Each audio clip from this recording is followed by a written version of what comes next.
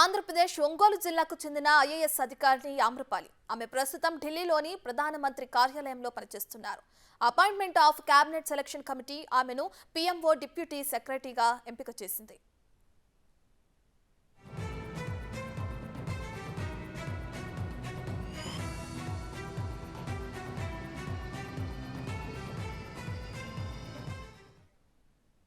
Right, ఇక ఇదే అంశానికి సంబంధించి మా ఇన్పుట్ ఎడిటర్ పవన్ మరింత సమాచారాన్ని అందిస్తారు. సో పవన్, చెప్పండి.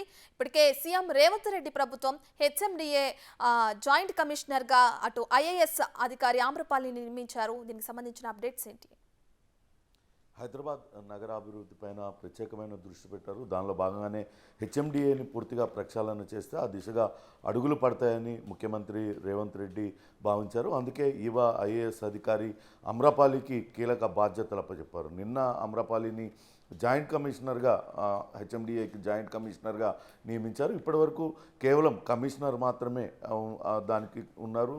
కమిషనర్గా సీనియర్ ఐఏఎస్ అధికారి అరవింద్ కుమార్ ఆయన కొనసాగుతున్నారు. గతంలో హెచ్ఎండిఏ తీసుకున్న కొన్ని నిర్ణయాలు వివాదాస్పదమయ్యాయి. దానిపైన అటు ప్రతిపక్ష నేతగా ఉన్న రేవంత్ రెడ్డి తీవ్ర ఆరోపణలు కూడా చేశారు. హెచ్ఎండిఏ ఆధ్వర్యంలోనే అటు ఓఆర్ఆర్ లీజుల వ్యవహారం కానీ ఇటు భూముల వేలంపాట వ్యవహారం ఇవన్నీ కూడా జరిగాయి. వాటిపైన విచారణ జరపాలంటూ గతంలో రేవంత్ రెడ్డి డిమాండ్ చేశారు. ఇప్పుడు ముఖ్యమంత్రి బాధ్యతలు చేపట్టిన తర్వాత ఎటువంటి అవకతవకలకు వీలు లేకుండా పారదర్శకంగా హెచ్ఎండి కార్యకలాపాలు కొనసాగించాలని భావిస్తున్న నేపథ్యంలోనే యువ ఐఏఎస్ అధికారి అమ్రపాలికి కీలక బాధ్యతలు అప్పచెప్పినట్లుగా సమాచారం. మొత్తం హెచ్ఎండిఏ 7 జిల్లాల్లో, అంటే కొత్తగా ఏర్పడిన 7 జిల్లాలలో దాదాపుగా 7,200 చదరపు కిలోమీటర్ల పరిధిలో హెచ్ఎండిఏ విస్తరించి ఉంది. ఇప్పటికి ప్రస్తుతం హెచ్ఎండిఏలో 1.5 కోటి జనాభా ఉంది. కానీ భవిష్యత్తులో ఇది 3 కోట్ల వరకు పెరిగే అవకాశం ఉంది.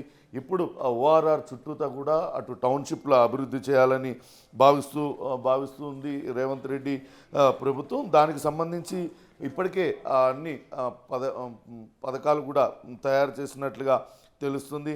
నగరాభివృద్ధి ప్రణాళికలో కీలకమైన పాత్ర పోషిస్తుంది కాబట్టి హెచ్ఎండిఏ సేవలను పూర్తి స్థాయిలో వినియోగించుకునేందుకే యువ ఐఏఎస్ అధికారి అమ్రపాలిని అక్కడ పెట్టినట్లుగా తెలుస్తుంది. ఇప్పటికే అటు ఔటర్ రింగ్ రోడ్ చుట్టూ టౌన్షిప్ల నిర్మాణం కావచ్చు, శంషాబాద్ వరకు మెట్రో రైల్ కొనసాగింపు పైన కూడా ఇటీవలనే నిర్ణయం తీసుకున్నారు. వాస్తవానికి ఐటీ కారిడార్ నుంచి దాన్ని తీసుకెళ్లాలని గత ప్రభుత్వం నిర్ణయించిన అది ఆర్థికంగా మెట్రో పైన తీవ్ర భారం పడుతుంది. కానీ ఎల్బీ నగర్ వైపు నుంచి కనుక వెళ్ళినట్లయితే అది కొంతవరకు తక్కువ ఖర్చుతో కూడుకుంటుంది, అట్లనే ఎక్కువ ఉపయోగంగా ఉంటుందని కూడా భావించారు. వీటిలన్నిటికీ సంబంధించి కీలకమైన నిర్ణయాలు తీసుకునే అవకాశం ఉంటుంది.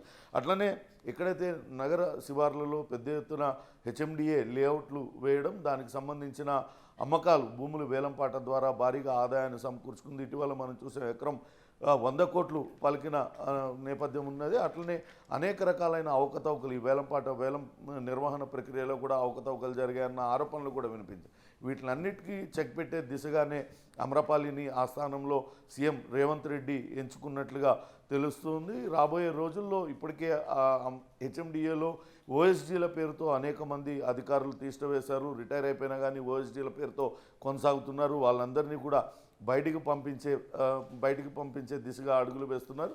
అయితే కమిషనర్గా ప్రస్తుతం ఉన్న అరవింద్ కుమార్ కొనసాగుతారా, లేకుంటే ఆయనను తప్పించి అన్నీ కూడా ఈమెకే బాధ్యతలు అప్పచెప్తారా అనేది కూడా మరికొద్ది రోజుల్లో తెలియాల్సి ఉంది. ప్రస్తుతానికైతే మరో 2 రోజుల్లో అమ్రపాలి హెచ్ఎండిఏ జాయింట్ కమిషనర్గా బాధ్యతలు అయితే స్వీకరించబోతున్నారు. నగరాభివృద్ధిలో చాలా కీలకమైన పాత్ర హెచ్ఎండిఏ పోషిస్తుంది కాబట్టి ఆమెను ఈ పోస్ట్కి ఎంచుకున్నట్లుగా సమాచారం అందుతుంది. రత్న. రైట్ పవన్, అయితే ఇప్పటికే సీఎం రేవంత్ రెడ్డి ప్రభుత్వం కొత్త టీంపై ఫోకస్ పెట్టారు. అట్లాగే సీఎం ఆఫీసులో పనిచేసే అధికారుల ఎంపికపై కూడా రేవంత్ దృష్టి పెట్టడం చూస్తున్నాం. అయితే ఇప్పటికే ఒకే స్థానంలో ఏళ్ల తరబడి పనిచేస్తున్న అధికారుల స్థాన చలనం కూడా ఉంటుందనే చర్చ కూడా జరుగుతుంది. దీనికి సంబంధించి ఏమంటారు పవన్? రేవంత్ రెడ్డి ఒక టీం తయారు చేసుకుంటున్నారు. అటు పోలీస్ విభాగంలో కానీ, ఐపీఎస్లో కానీ, ఐఏఎస్లో కానీ తనదైన మార్కుని పాలనలో చూపించడానికి ప్రయత్నాలు చేస్తున్నారు. దానిలో భాగంగానే గత చాలా కాలంగా లూప్ లైన్లో ఉన్న అనేక మంది ఐపీఎస్ అధికారులకి కీలకమైన బాధ్యతలు అప్పజెప్పారు. ఇటీవల మనం చూసాం, హైదరాబాద్ కమిషనర్గా కొత్తకోట శ్రీనివాసరెడ్డి, అట్లనే సైబరాబాద్ కమిషనర్గా అభిషేక్ మహంతి, అవినాష్ మహంతిని నియమించారు. అట్లనే ఆయన తనకు వ్యక్తిగత కార్యదర్శిగా షానవాజ్ కాసిం లాంటి డైనమిక్ ఐపీఎస్ ఆఫీసర్లను అందరినీ కూడా నియమించుకున్నారు. అట్లనే ఐఏఎస్ల బదిలీల్లో కూడా తనదైన మార్కును చూపిస్తున్నారు.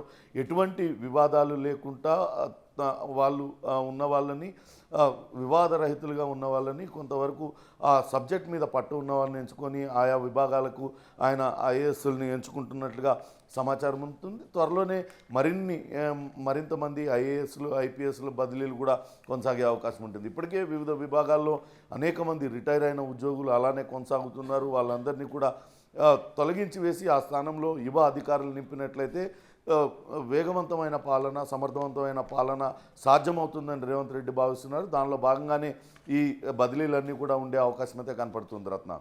Right, thank you Pawan.